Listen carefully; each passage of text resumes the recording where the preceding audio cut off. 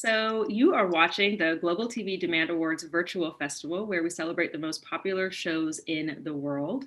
And I am excited to be with the Ubisoft team today to talk about how they are introducing some of those popular shows into their own video games and how they're working with the TV industry themselves. So, here with me today is Gregoire Gabalda, Senior Director of Global Editorial Licensing, Jason Altman, SVP of Ubisoft Film and Television, and Stephanie Simard, VP of Marketing, Ubisoft Film and Television. Hello, everybody. Hi. Hello. Great to be here with you. The idea is we're now in an attention economy. All types of media organizations are competing for eyeballs. So how can video game companies compete for attention among so many other media formats? So, we're definitely living in a world right now where all entertainment options are at the touch of your fingertips. People can stream any shows that they want, watch any movies, engage with gaming content. And, I think we're becoming part of a world where people are really recognizing how prevalent gaming is when it comes to entertainment consumption. It's not one or the other. And particularly in this pandemic, we're seeing how gaming creates a really unique opportunity for people to connect and engage on a social level. So, at Ubisoft, we create worlds that have massive immersive experiences that people can spend hours, days, weeks exploring. And then we also create social experiences where people can come together, engage with their friends, and have that kind of interaction that they might be missing when they're not able to engage in a physical space. And then beyond that, we are also expanding into film and television content. So I specifically work with, Ubisoft Film and Television's division, where we're adapting our big IP. And then we're also working to create stories that are set in that culture and community of gaming to create content that is authentic to the gaming space, but we also think will reach a wide audience. And, it's these kinds of, connections and interactions that we have with our fans, communicating with them on a daily basis. We know what they love, we know what they don't like. And by having that ongoing relationship with them and continuing to connect with them, we're able to keep them coming back for more. So we really see a great amount of, retention and excitement with the community for the type of content that we create.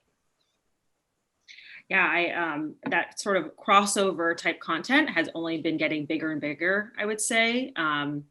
And it sort of brings me to my next question, actually, for Gregoire. In terms of your role in the editorial licensing team, talk to us a little bit about how you bring some of those TV and film audiences into the gaming world. Tell us a little bit more about what you do and what that looks like at Ubisoft. Yeah, sure. As Stephanie mentioned, one of the big benefits of video games is that you can really interact with your friend in an active community. I don't know if some of you are players or if you have kids who play video games, you might have noticed during the pandemic, they spend a lot of time joining their friends in video games. And this is really something that has fantastic value because as a marketer today, it's very hard to reach a specific type of audience. So for example, the Gen Z, they watch less live TV, they devour streaming, and they are always on social media or video games. So we really noticed a fantastic match for all our partners in entertainment who really want to have their brands visible where their audience are, and a lot of them are playing, millions of them are playing video games. So we have developed throughout the recent years very strong and authentic partnership with people, our friends in entertainment. We are able to bring organically TV shows, movies, characters in some of our games. Just to give you a few examples, we have one of our biggest game, which is a Tom Clancy multiplayer game called Rainbow Six Siege that has more than 60 million players to date. And in this game, players can customize the character. And of course, as fans of other IPs, they want to show off their love for their iconic character that they really love. So we've been able to partner with Netflix on a very cool show called Money Heist. In Spanish audience would say La Casa de Papel. So I can't wait to tell you more about that in a few minutes. Mhm.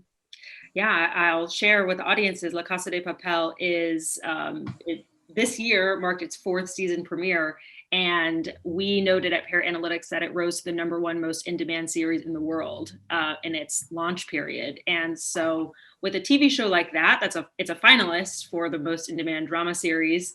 At that moment, it was beating out shows like Game of Thrones, The Walking Dead, Westworld, these incredibly popular TV shows. And I'll note that's on a global scale. So you were successful in integrating an IP that is incredibly popular globally, and you brought it into a very unique world that you guys created. What sort of indicators are you looking for when you measure success of those types of projects? So for La Casa de Papel, it's a perfect example because when we reached out to Netflix, we were actually the first in the industry to reach out to them to learn and see if we could do something with this show. And at the time, I was an active reader of Parrot Analytics communications. At the time, you had quarterly reports and some press releases, talking a lot about this show. So when one of our team members in France mentioned this show to us, it was very big in France. We dug into the metrics that you guys provide, and it really helped us back up our recommendation to recommend this IP for the game. So of course, there are very strong elements in this show, like the iconic outfits and daily masks that were very important for us. But it's really thanks to the metrics that we were able to convince the game team that was a must-have for our game. So we reached out to Netflix. Again, they were surprised to hear us in Los Angeles being so interested about this show. And I think we were able to find a great agreement before anybody else. It was even before second season, which was really when the show took off globally. So yeah, we really base all our recommendation on facts, and we benefited from some of the information we had at the time from Parrot Analytics. And what would you tell other people, other types of producers or creators who are interested in doing those type of integrations? What would you tell them? What sort of advice or just anything from your process? Not revealing any secrets, but what are sort of things to look out for or things to avoid when looking to do an integration like that? Yeah, so those integrations, they have 2 very strong benefits. So first is the great visibility you get for your IP in the game and the visibility the game gets when we do those crossovers. But one of the other things that we do in those collaborations is we sell digital fashion in our games. We sell iconic outfits. So this only works if you have iconic elements in your show. So as you are designing, I'm not a producer, I respect their craft, but if there was one comment I would give is try to make things that are truly unique and iconic to your show that are instantly recognizable. I'm sure the consumer product team stays the same. We need to be able to recognize instantly. So do you have a specific outfit, headgear, a vehicle that is unique to the show? Maybe sometimes some type of signs or animation that the characters do that are instantly recognizable. And those would be things that would translate very well into gaming. I can imagine that. I know cosmetics are a really big part of the gaming world, and there's always high demand for that. So I think, there's a lot of opportunity to bring in more TV series and entertainment into those worlds. So I'm going to shift over to Stephanie and Jason. I want to talk a little bit more about what you do, which is creating original content for more traditional TV and film. Tell us about some of your projects. Sure, I can jump in there. And I can tell you, one of our projects right now that we're working on is we're doing Mythic Quest season 2 for Apple TV Plus. And for us, as Stephanie said, gaming has really become mainstream, and the 2 pillars that we really operate on when creating content is making sure that they are both authentic and accessible. And because Mythic Quest is a show about gaming culture, it's about people who create games, and so what really want to do is both make that world true to the development environment, true to gamers, and that's part of the role we have as Ubisoft in making a show about people who create games, and at the same time make it absolutely accessible to everybody else, because at the end of the day, it's a workplace comedy. Everybody goes to work. Everybody has a boss. Everybody has crazy relationships with people you work with. So you identify with the people in your office, but the specificity of what it means to work in a game development studio is there. And we're able to really balance that and bring that expertise. I mean, just to give you, an example, within Mythic Quest, we are creating, the team that is, the team members on the show create a video game. So we didn't want it just to look like, we're Ubisoft. We don't want it just to look like a game we created, like on the side very cheaply. We actually worked with, one of our development studios. So we worked with a real development team to make a fake game that looks like a real game for a television series, which is kind of not crazy, but it actually worked. It works really well, and it helps bring that that level of authenticity to it. So all of the scenarios and all of the situations, they really come from what it's like to work within a studio. And we feel like it's part of our job to bring that experience to to television. I think people really appreciate it. And and Mythic Quest is representative of our line of original content that is about gaming culture. And then we have a entirely separate line which is about adapting some of our big IP. And so I think recently there have been some announcements about we're going to be doing a really amazing Assassin's Creed TV series with Netflix. We've also announced that we're making a film with The Division starring Jessica Chastain and Jake Gyllenhaal. We are really, so we're engaged on really both sides, making the world accessible, making them authentic, and bringing the worlds that people love and engage with on the game side, bringing them and giving another entry point in the film and TV space. I love that, because I think it's sort of a kind of a hidden world.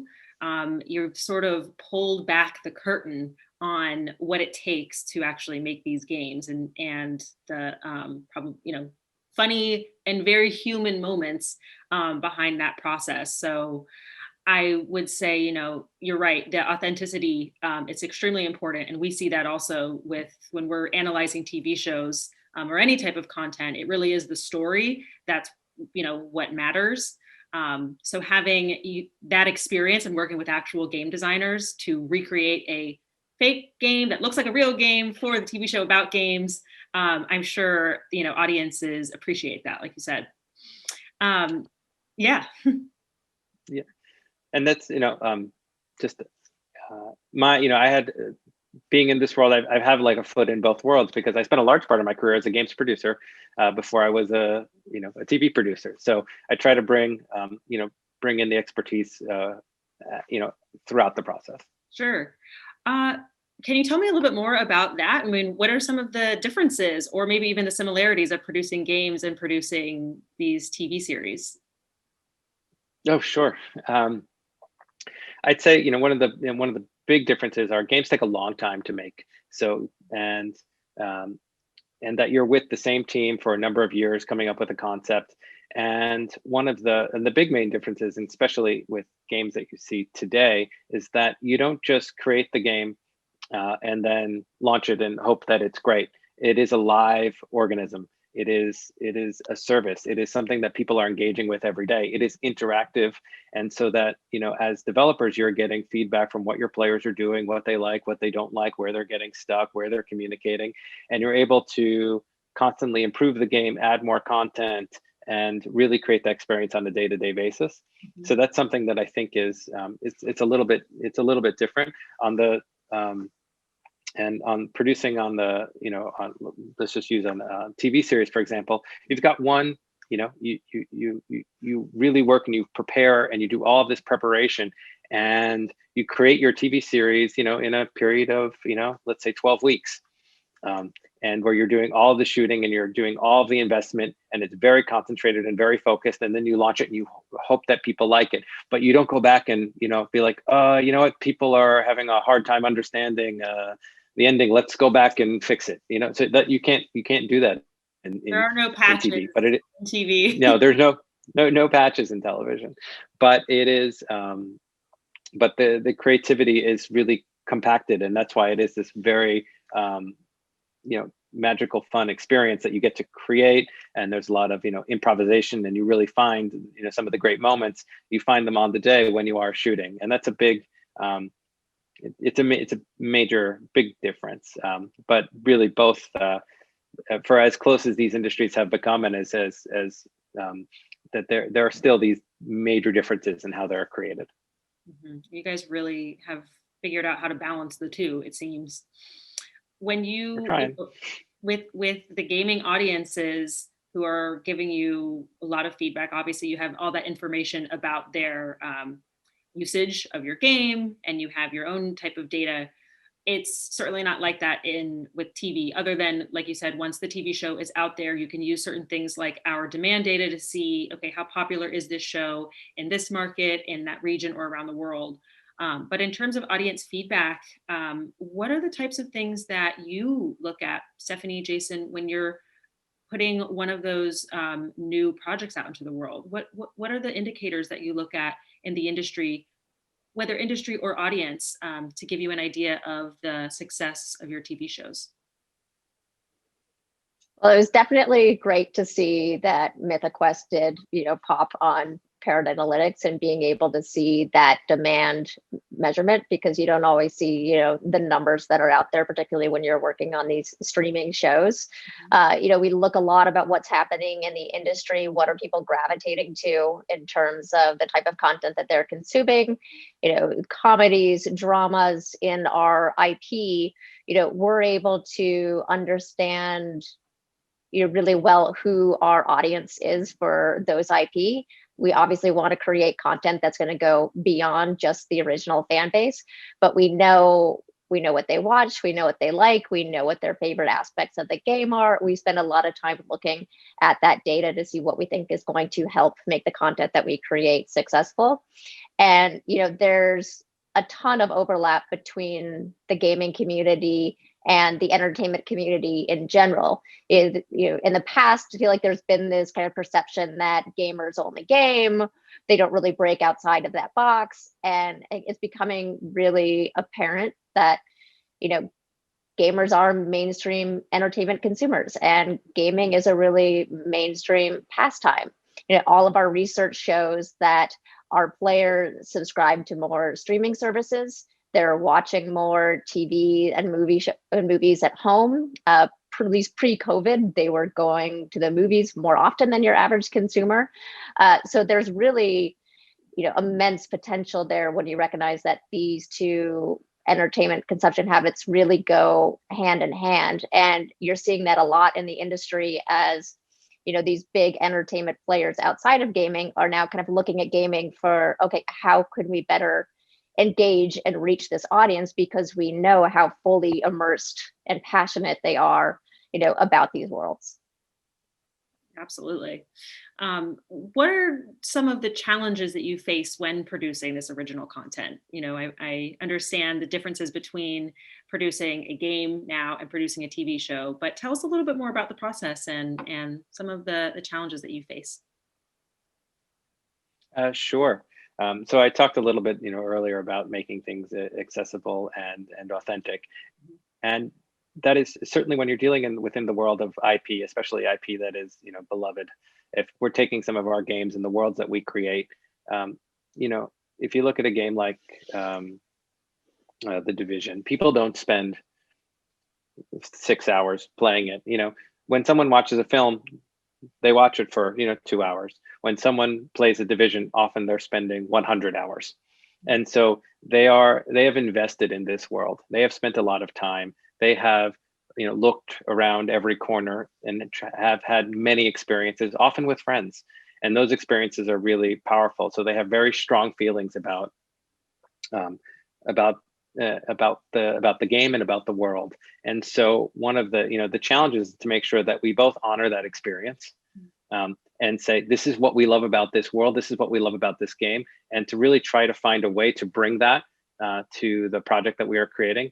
And at the same time, also, try to find a way for them to be able to share it with the people in their lives. Because if it is too specific, maybe nobody else would want to see it. But at the end of the day, the concept of to truly trying to bring out the concept and what made it appealing, as a world. Like, what is appealing about about being there together, and trying to find those things that make it broadly appealing to a general audience, and perhaps introduce this world to people who hadn't heard of it before.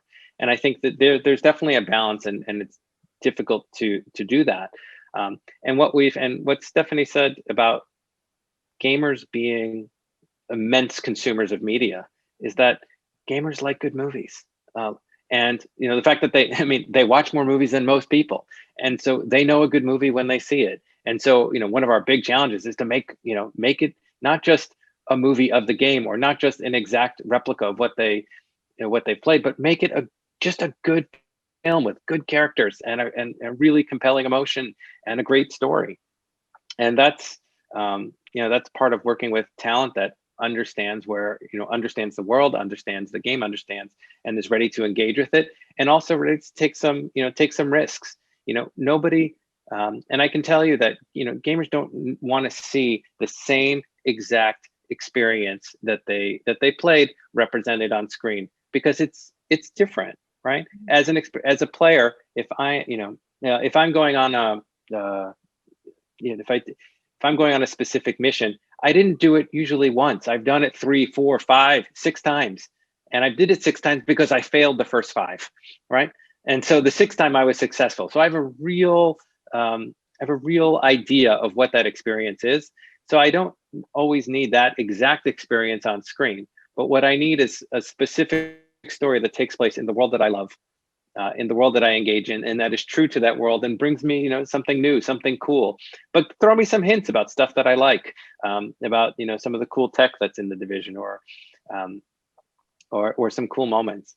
And that's those are our big challenges, in really trying to understand what people want and understand how to bring something new and surprising. And that's great for both the fans and newcomers as well. Mm-hmm. Rickwar, I want to go to you, because I'm just curious if you feel that same way when you're bringing in TV properties and TV IP like La Casa de Papel, Money Heist, bringing it into the games, or even taking worlds like South Park and creating a South Park game. How do you feel about kind of blending those worlds and either staying very true to the story or changing them a bit for the gaming audience? Yeah, I mean, that's exactly what Jason described, but the opposite way, find the right balance to please the fans and have a game that is a great success in the gaming category. So it's true, we work with the South Park teams on 3 games now, 2 PC console games and 1 mobile game.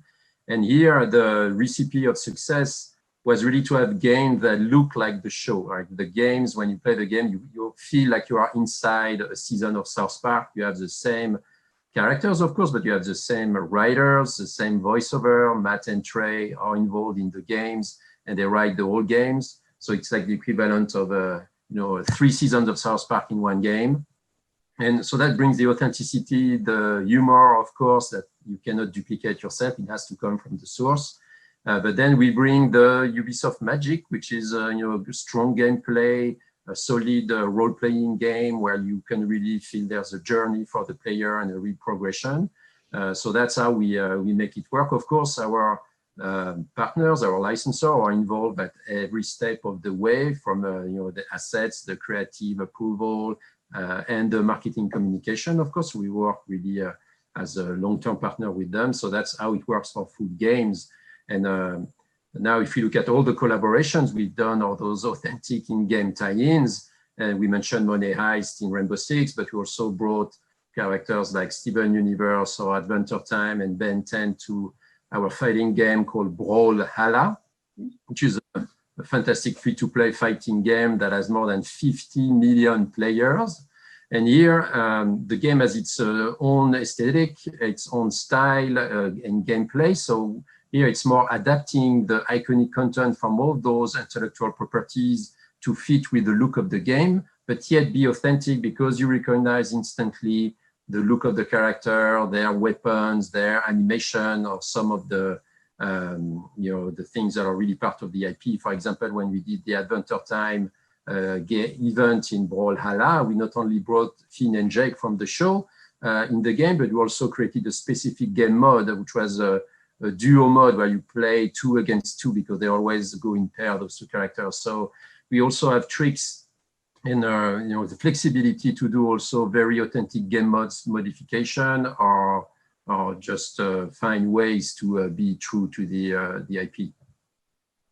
Wonderful. So I'm really hearing it is about the authenticity and the accessibility, like you said, that's making the success of these shows and games. To wrap up our conversation, I wanted to ask everyone here what we can expect from both the film and TV division and the gaming division from Ubisoft in the future. Sure. So, obviously, please look out for Mythic Quest Season 2, and you'll definitely be seeing that soon. And I can say personally, I'm about 40 hours into Assassin's Creed Valhalla right now. I'm having a blast. It is just, this game is great. And it's just really a next step for the series. And, playing that game is getting me I've been always thrilled and excited as a fan to be able to work on the Assassin's Creed TV series with Netflix, but getting into this game right now, it's just re-energized, our level of excitement. And so that's something that we are, working on and really, hope to, move forward this next year. And of course, we are continuing our, development and working on projects, looking for those original stories within, the world of gaming culture, and something that we're going to continue to do and focus on. Mm-hmm. And regarding the game division, Ubisoft is well known for all our own IPs. Jason mentioned the fantastic success of Assassin's Creed Valhalla. We have announced multiple games, including more Far Cry and Tom Clancy games. But you can also expect more original IP. Ubisoft is known for creating fantastic IPs in the gaming world that at some point become shows and movies with Jason and his team. But more on the licensing side, we have announced already in the past that we are privileged to work with Disney and Lightstorm on the coming Avatar franchise by James Cameron. So you can expect more of that in the future. Wonderful. Big things happening in the future. Exciting. Absolutely. Thank you so much, Gregoire, Stephanie, and Jason. It has been a pleasure talking to you, and I hope that we connect again in the future. I'm excited for all these new releases. Jason, it sounds like you've got a couple more hours ahead of you to play Assassin's Creed. Yeah. Enjoy. Yeah, I got some raids to do. All right. Thank you so much, everybody. Thank you. Thank you. Bye-bye.